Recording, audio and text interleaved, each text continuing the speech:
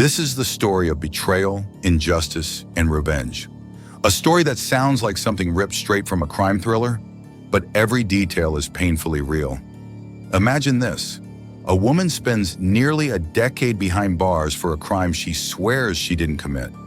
She insists she was framed, that the real culprit was walking free, building a new life, even starting a family, all while she sat in a prison cell. 9 years later, she steps out of prison, angry, hardened, and desperate for justice. But instead of fighting her battle in court, she takes matters into her own hands. When it's over, 2 people will be dead, and the truth about what really happened will shock everyone who thought they knew the story. This is the case of Melissa Grant, the woman who was framed for her boyfriend's crime, only to kill him and his wife when she got out. Welcome to Criminal Minds Archives. If you're new here, don't forget to hit subscribe and turn on notifications so you never miss another chilling true crime story. Melissa Grant wasn't the kind of person anyone would have expected to end up in prison. Born and raised in Dayton, Ohio, she was described by neighbors as quiet, responsible, and hardworking. At 23, she was juggling 2 jobs, bartending at night and working as a receptionist during the day, to support her younger brother after their mother died. But behind the surface of responsibility, Melissa had a weakness. She fell for the wrong man. That man's name was Eric Dalton. Eric was smooth-talking, street-smart, and dangerous in a way that Melissa found intoxicating. He was a few years older, drove a flashy car, and always seemed to have money, though nobody could quite figure out how he earned it. Melissa met him through a friend, and within weeks they were inseparable. Eric showered her with attention, gifts, and promises of a future that seemed brighter than anything she had ever known. But behind the charm, Eric was hiding a secret. He wasn't making money through legitimate means. He was deep into drug trafficking and running scams around Dayton. Melissa, blinded by love, didn't see the red flags, or maybe she didn't want to. In late 2009, everything came crashing down. Police raided a small house on the outskirts of Dayton and discovered a stash of drugs, illegal firearms, and thousands in cash. It didn't take long for detectives to trace the property back to Melissa. The house, the lease, and the bills, all in her name. The drugs and weapons, hidden in a locked trunk in the basement. Melissa swore she had no idea any of it was there. She claimed Eric had asked her to put the lease in her name because his credit was bad and he didn't want his name on paper. To Melissa, it seemed like an innocent favor for her boyfriend, but prosecutors painted a very different picture. They argued Melissa wasn't just complicit, she was the mastermind. They said she kept the stash house, collected the money, and made sure no one suspected Eric. And when Eric himself was questioned, he pointed the finger straight at Melissa. He told investigators, "She's the one running things. I was just there sometimes." That was her operation. It was the ultimate betrayal. In 2010, Melissa was tried for possession with intent to distribute, illegal possession of firearms, and conspiracy charges. Despite her insistence that she was innocent, the evidence was stacked against her. The lease, the bills, the fingerprint on one of the locked boxes, all of it tied back to her. And Eric? He cut a deal. He testified against Melissa in exchange for a reduced sentence on a separate weapons charge. While Melissa faced 15 years, Eric walked away with probation. The jury deliberated for less than 2 days before finding Melissa guilty. She was sentenced to 12 years in prison. As the judge read her sentence, Melissa broke down in tears. Not just because of the years she was about to lose, but because she realized the man she loved had thrown her under the bus to save himself. Melissa was just 24 years old when she walked into prison, betrayed, furious, and vowing that one day Eric would pay. Prison has a way of changing people. For some, it breaks them. For others, it hardens them. For Melissa Grant, it did both. Melissa entered the Ohio Reformatory for Women in 2010, young and naive. At first, she struggled. She was targeted by other inmates, distrusted by guards, and consumed by anger. But over time, she adapted. She learned how to survive. She kept her head down, joined prison work programs, and took classes. On the surface, she became the model inmate. But inside, Melissa was boiling with rage. She replayed the betrayal over and over in her head. Eric's smug face on the witness stand, the way he avoided her eyes as he testified. She read law books in the prison library, convinced she might find some legal loophole to prove her innocence. But appeals failed. Every door seemed closed. And then came the whispers. Other inmates began telling Melissa stories about Eric, about how he was out, living free, still hustling. Rumors said he had married a woman named Jessica and was running a small auto shop in town. Melissa felt her stomach twist each time she heard his name. While she sat in a prison cell eating cold meals and counting the years, Eric had built a new life, a family, stability. The injustice gnawed at her like a slow poison. By her 6th year in prison, Melissa's obsession with Eric had reached a dangerous level. She kept a notebook filled with dates, newspaper clippings, and scraps of information about him that trickled through the prison grapevine.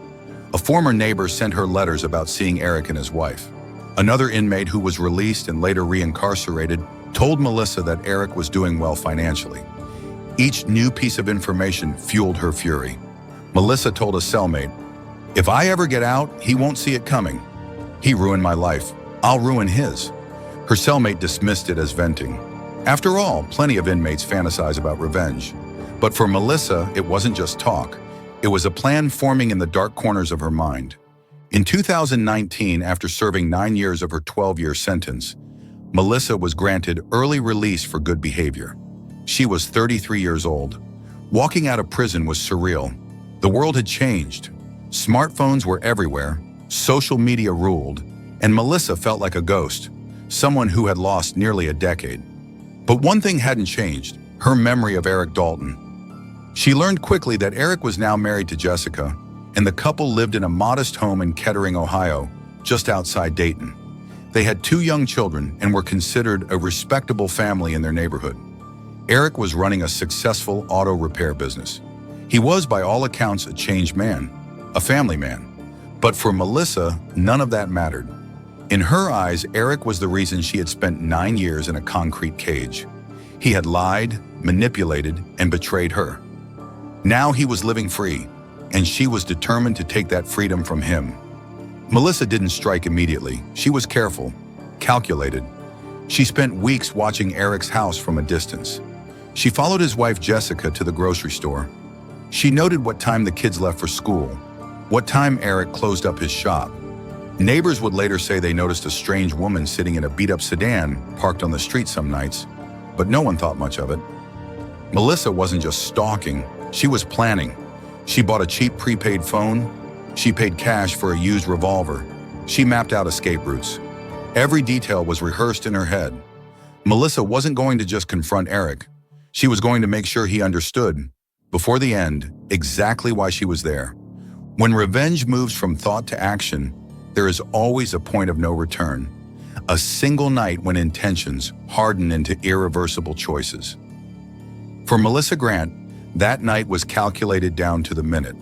Melissa's planning had the patience of someone who had spent years folding anger into strategy. She kept a worn legal pad wrapped in plastic in the glove compartment of her car. Lists, timelines, and contingency plans. Each page read like a cold operations manual.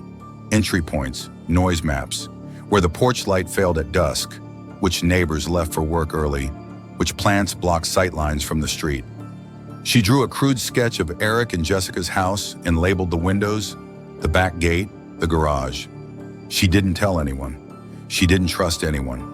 On the morning of the attack, she changed her appearance in small, intentional ways.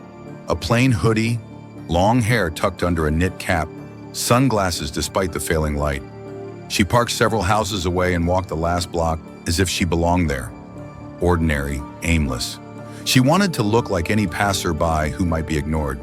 Her revolver, purchased cash and hidden in a cheap purse, was wrapped in cloth. She had practiced with it in abandoned lots, at the edge of old industrial land where no one would see her aim. She had rehearsed keeping her hands steady. She had rehearsed not hesitating. Before she left, she read through the notebook one last time. She stopped on a sentence she had written months earlier. "If the law won't punish him, I will." She underlined it twice. It was a warm, late summer evening. The kids were supposed to be at a birthday party across town, a detail Melissa had confirmed through a neighbor a week before. The porch light at Eric and Jessica's house went on at sundown. the predictable hum of domestic life. Melissa watched it all from the shadows of a maple tree across the street, heart measured, breath calm. At 9:12 p.m., she moved. She slipped through the backyard gate, the latch giving way with a soft click. She kept low, a shadow among shadows, folding into the hedges that had grown too tall. The back of the house smelled faintly of cut grass and motor oil, the small, ordinary smells of a life rebuilt. Melissa thought of the years she had lost to a life he had stolen from her. She held the gun the same way she had 1,000 times in her mind. Close, controlled, purposeful. At the back door, she paused, listening. Inside, the television murmured. Plates clinked in a kitchen. Voices, soft, domestic, came from the living room. For a half second, the old part of her, the woman who once trusted him, trembled. Then she stepped forward. Melissa's plan had been to make him suffer before the end. She wanted words to land, to echo. She wanted him to know the shape of what he had done. She slipped in through a side door that was unlocked, a habit Eric had, according to neighbors, of trusting his family and neighborhood. The house smelled of lemon cleaner and motor oil. Jessica's voice was nearer now. She crept down the hallway like a predator. She found him in the den. Eric, taller than she remembered, hair cropped short, wearing a t-shirt he often used for greasy work, oblivious to the shadow in his doorway. He started when he saw her. Surprise, then a flash of recognition that turned immediately to something like triumph. "Melissa," he said, and it was almost a question, as if hoping she was something less dangerous than she looked. "You set me up," she replied, voice flat. She had rehearsed the words until they were brittle with heat. "You watched me go away while you walked." He took a half step back. "You're not supposed to be here," he said. His hands were up, the small, reflexive gesture of a nonviolent man who had never expected the consequences of his testimony to come home like this. Melissa raised the gun. She did not scream. She did not shout. She told him exactly what she remembered: the plea bargains, the courtroom, his testimony. She watched his face, looking for remorse, for any tremor that might soften the moment. But there was none. Only the practiced calm of a man used to surviving. At that moment, the sound of the front door opening startled Melissa. Jessica, returning early, a woman with 2 children, a life fragile and ordinary, stepping into a scene she never imagined. Melissa pivoted. She never wanted to hurt the children. She had confirmed their absence. But she could not let Jessica leave, not when Eric had freed himself by crushing someone else's life. She felt the old hunger for fairness curdle into something else, a conviction that both the betrayer and the life he had built out of her ruin had to end. The exchange was quick. No one screamed. Melissa's voice remained eerily calm as she told Jessica the truth of why she had come. There was pleading. Jessica reached out, confusion flickering across her face, and then chaos settled like a sudden winter. What followed was, in the eyes of neighbors and later investigators, the moment when ordinary humanity split open. Shots rang out. The sequence is messy in everyone's memory. The thud of bodies, the metallic smell that no one could unsmell later. Melissa stood with the gun steady, while the 2 people who had, in her mind, stolen her life lay still. Melissa left the house in the same careful way she had entered. She rinsed her hands in a public restroom, changed shirts at a laundromat, wiped down the gun with alcohol and wrapped it in paper. She drove until the city lights blurred into anonymity. For a while, she thought she had won, that the scales had been balanced. She did not try to hide forever. The weight of what she had done made stealth impossible. The world narrowed down to the few people who mattered. The detectives who would piece together her path back to the house. The neighbors who had noticed the car in the drive that night. The small, ordinary clues that betray every crime. When the first officers arrived, the scene was brutal in its ordinariness. 2 people dead in a living room that had held birthday presents and homework and quiet evenings. Neighbors wept into one another's arms. Children were woken, confused, and told their parents were not coming home. The investigation moved with the slow, precise mechanics of procedure. Detectives photographed the scene, cataloged evidence, interviewed neighbors. They found fingerprints, a boot print in wet soil, a scrap of fabric on a fence. It took time, Days, but the threads began to tie back to Melissa. Melissa did not hide for long. Less than a week after the killings, she walked into a police station less like a fugitive and more like a person ready to tell her story. She didn't confess in the theatrical way movies portray. Instead, she provided a blunt statement: the chronology, the reasons, the long list of small betrayals that had led her to the den. Her words were a strange mixture of accusation and justification. She told detectives about Eric's testimony, the plea deal, the years she had lost. She told them about the notebooks, the surveillance, the months of planning. She made no attempt to feign regret for what had happened.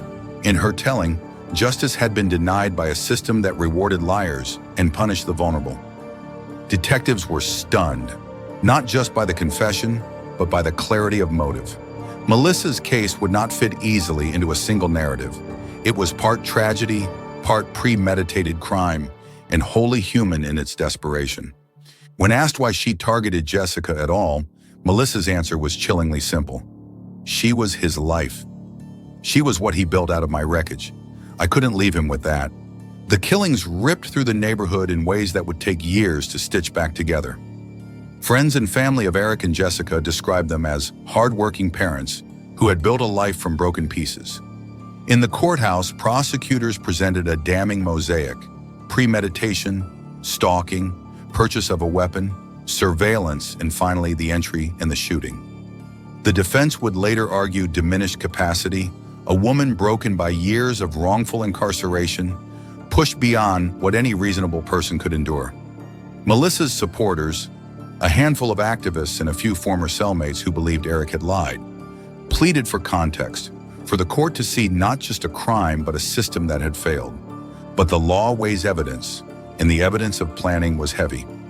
Melissa's notebooks, the gun traced to a purchase she had made, and surveillance footage from a neighbor's security camera formed a clear path. The community's grief was tangible: angry, haunted faces, packed courtrooms. The night Melissa crossed into violence was not a single heartbeat of madness. It was a slow accumulation of betrayals, a life hollowed out by someone else's lies. What she did next would transform her from a wronged woman into a convicted killer and leave a community asking whether justice had been served or whether it had simply been replaced with something darker. The night Eric and Jessica Dalton were found dead, the clock began ticking on one of the most high-profile investigations Dayton had seen in years. What started as whispers of a double homicide quickly grew into a case that gripped local media, fueled debates about justice and vengeance, and ultimately forced a courtroom to decide how much a betrayal is worth when weighed against two lives. The crime scene was a haunting blend of the ordinary and the catastrophic. Detectives entered a living room frozen in midlife, children's toys in the corner, a family photo on the mantle, half-finished cups of coffee still on the table, now overshadowed by the stark, brutal evidence of murder. Every detail was cataloged with precision. Ballistics confirmed the weapon used was a .38 revolver.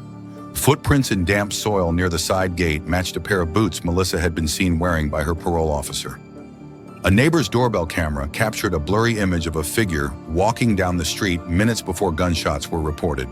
But what tied it together most conclusively was Melissa herself. Less than a week later, she walked into a police station and admitted everything. Her confession wasn't delivered in tears or hysteria. It was steady, almost detached, as if she were recounting a sequence of events she had rehearsed hundreds of times in her head. Detective Laura Henderson, who led the investigation, later told reporters, "She didn't cry. She didn't beg. She told us exactly what she had done and why. It wasn't a breakdown, it was a declaration." News outlets devoured the story. Headlines screamed, "Ex-con kills man who put her in prison." "Revenge or justice?" "Ohio woman takes law into her own hands." Talk shows debated whether Melissa was a monster or a victim. Some argued she had been wrongfully convicted in the first place, and the system had abandoned her. Others insisted that nothing, no betrayal, no wrongful sentence, could justify two murders. On social media, the case polarized opinions. Some posts hailed her as a woman who struck back at the man who destroyed her life. Others condemned her as dangerous, proof that vengeance creates more tragedy than justice. Melissa's trial began in the spring of 2020. Courtrooms were packed with reporters, neighbors, and family members. Prosecutors laid out a case built on cold premeditation. Melissa had stalked Eric and Jessica. She had purchased a gun, mapped escape routes, and tracked the couple's movements. Her own notebooks, seized from her car, read like a blueprint for murder. The prosecutor's voice was sharp and unyielding as she told the jury, "This was not a crime of passion. This was a calculated execution carried out by a woman who believed vengeance was hers to claim." The defense, however, told a different story. They argued that Melissa had been psychologically scarred by 9 years in prison for a crime she didn't commit. They highlighted Eric's betrayal, his plea deal, and how Melissa's life had been destroyed by his lies. Her attorney asked the jury, "How much injustice can a person endure before they break?" Melissa Grant is not a cold-blooded killer. She is the product of a system that abandoned her, and a man who used her as a shield for his own crimes. Melissa herself took the stand. Her testimony was riveting. She spoke of her years in prison, the endless nights replaying Eric's betrayal, the fury of watching him build a new life. When asked why she killed Jessica as well, her voice hardened.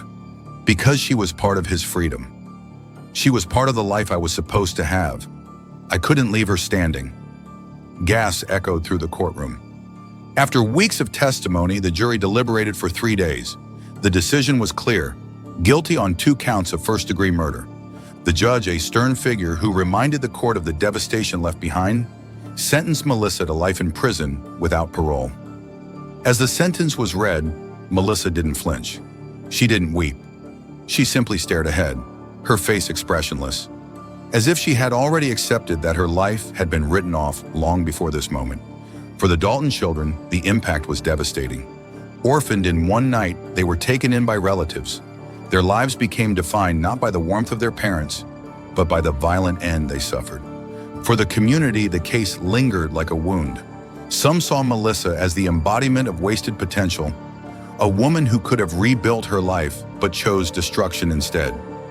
Others whispered that her sentence for the drug charges had been unfair to begin with, and her spiral into violence had been inevitable. For Melissa, prison became permanent. Once again, she found herself behind concrete walls, but this time there would be no release, no freedom waiting at the end of the sentence. In the end, Melissa Grant's story is not just about betrayal or vengeance. It is a cautionary tale about how one man's lie created a domino effect that destroyed not one life, but many. Eric Dalton thought he had escaped justice by letting Melissa take the fall. But in the end, the past caught up with him in the most violent way possible. And Melissa? She proved that sometimes revenge doesn't just destroy your enemy, it destroys you too. What do you think? Was Melissa Grant a victim pushed too far, or a cold-blooded killer who chose revenge over redemption? Let me know your thoughts in the comments below. And don't forget to subscribe to Criminal Minds Archives for more chilling stories of crime, betrayal, and the darkest corners of human nature.